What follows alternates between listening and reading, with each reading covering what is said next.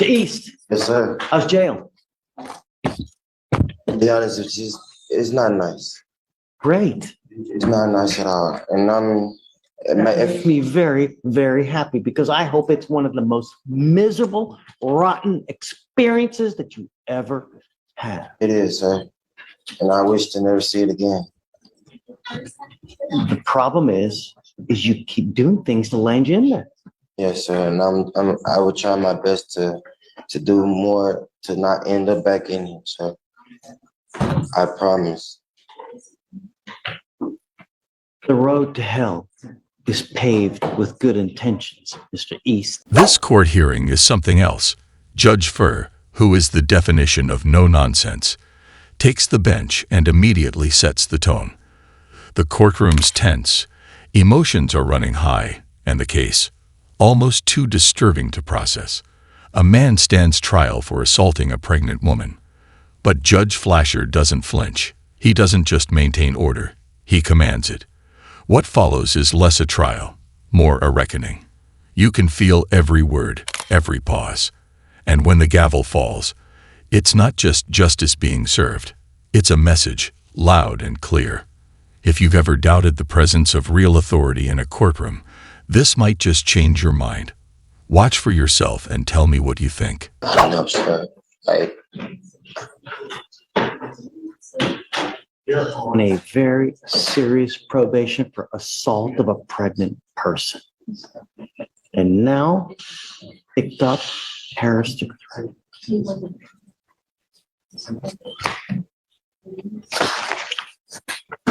You're now facing another year in jail. We're going to do probable cause. You have the right to remain silent. Anything you say can or will be used against you. Yes, sir. You have the right to have an attorney present. If you cannot afford one will be appointed to you. Yes, I don't sir. even know what happened to your case. All I know is that you're on a serious probation, Yes, sir. and now you've picked up another case. So let's see what happens Yes, sir. and whether you deserve to be let out. Yes, sir. Please. On April 29, 2024, in Harris County, Texas, the defendant threatened to kill the complainant and the child that they shared together. Complainant felt in fear and pepper sprayed the defendant while on the phone with the 911. Defendant admitted to the threat, stating it was out of anger. Did you make it? Mr. East, what do you do with your life now? All right, now I'm working at a thrift store. I'm not getting paid that much, but I'm getting paid just enough to take care of the child. And right now, How are you going to take care of a child? You can't even take care of yourself, Mr. East. I'm still learning. This is my first child, Your Honor. This is my first child, Your Honor. And You know, the problem is that with all the anger that you have, if a child sees it, what are they going to do? they're gonna feed off that same energy, sir. Right. And They're going to be just like you. If they see you beat mom up, threaten to kill mom, what are they going to do? same thing, but I would never touch my mother, my child's mother. I would never.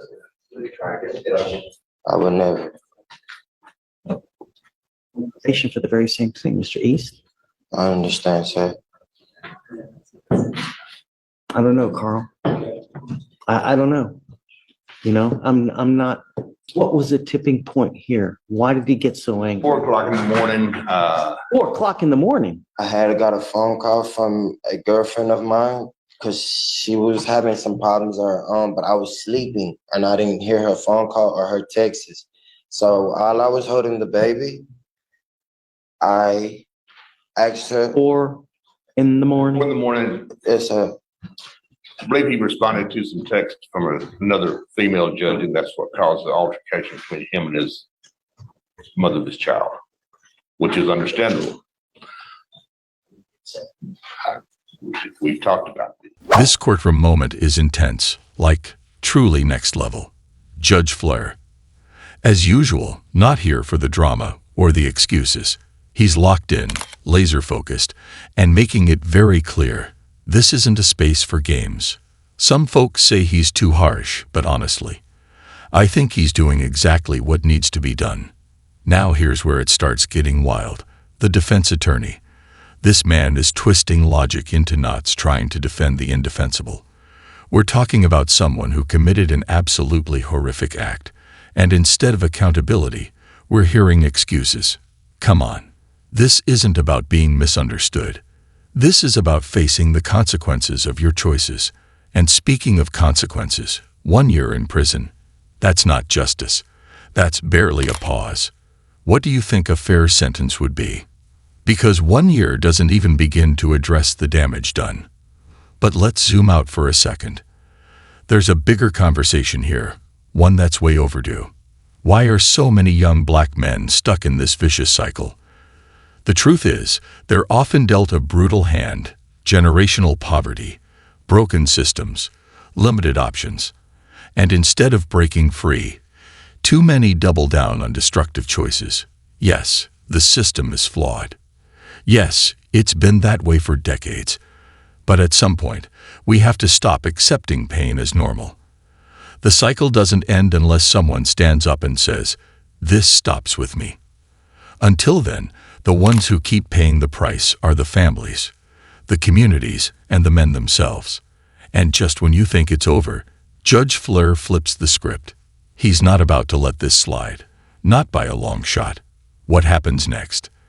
Let's just say you don't want to see it for yourself, because the moment he delivers his verdict, it's something no one saw coming. But he did not assault her, and as a matter of fact, he was pepper sprayed himself during the course of the altercation after he made the threat.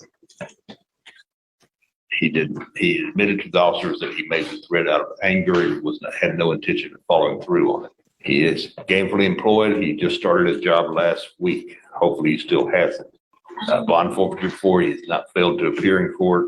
He's not a flight risk. I will make you a deal, Mr. East. Yes, sir. The only way, because I think that everybody should be given a chance. Yes, sir. You weren't given a chance here. You're on probation, which is a serious. Serious charge. What I want to see, though, is you proactively addressing your anger. Yes, sir. The only way I will let you out is if you take it upon yourself 3 times a week Yes, to sir. do anger management classes somehow, some way. Yes, And sir. I want proof on a written piece of paper that you're actually doing some kind of anger management Yes, sir. 3 times a week. Can we make it 4 times a week? I'm sorry to interrupt you, Judge. 3 is sufficient. You need to do something that's realistic. Yes, sir. Don't overkill because you're setting yourself up to fail. Yes, sir. All I want is you to address it. And the way that I can do that is by dangling a jailhouse key in front of you. So you hold the keys to the jail. I want you to do 3 anger management classes a week. Yes, sir. And I want you to bring it proof to me every Monday that you've done 3 classes a week. Yes, sir. And the first time you falter, I will yank the bond and I'm going to put you in jail. You now know that you have no one to bond you out. So if you go to jail, you will be stuck like Chuck. Yes, sir. You understand? Yes, sir. I understand. Give you this one and only chance. Yes, sir. Make me proud. Don't fail me. Yes, sir. So we need to find some kind of anger management class. I'm sure that there are free ones. It is up to you to find it. It's not up to Carl. It's not up to your girlfriend, not up to Yes, sir. you. Yes, sir. And I want you here every Monday with proof in hand that you've done the anger management classes. Yes, sir. 3 week. No dope, no alcohol. This is the only chance you're going to get from me. You will not get another one. If you don't believe me, look around. I believe you, Your Honor. I believe you, Your Honor. Jeez, make me proud. Yes, sir. This case was a complete surprise. Judge Furr, who's usually known for being firm and unforgiving in the courtroom, showed a completely different side today. Instead of coming down hard, he chose a more thoughtful, measured approach. And honestly, it left a lot of people stunned. One of the wildest moments, when the defendant asked for an extra day of anger management classes and his own lawyer shut him down, saying 3 days was more than enough. It was both hilarious and telling. But beyond the laughs, what stood out most was Judge Furr's tone. It wasn't just about punishment, it was about purpose. He handled the case like a parent teaching a tough life lesson. Strict, but motivated by care. In a justice system that often feels cold and automatic, seeing a judge take the time to lead with both discipline and compassion was powerful. Judge Furr isn't just trying to sentence people, he's trying to change them. And that kind of leadership, we need way more of it.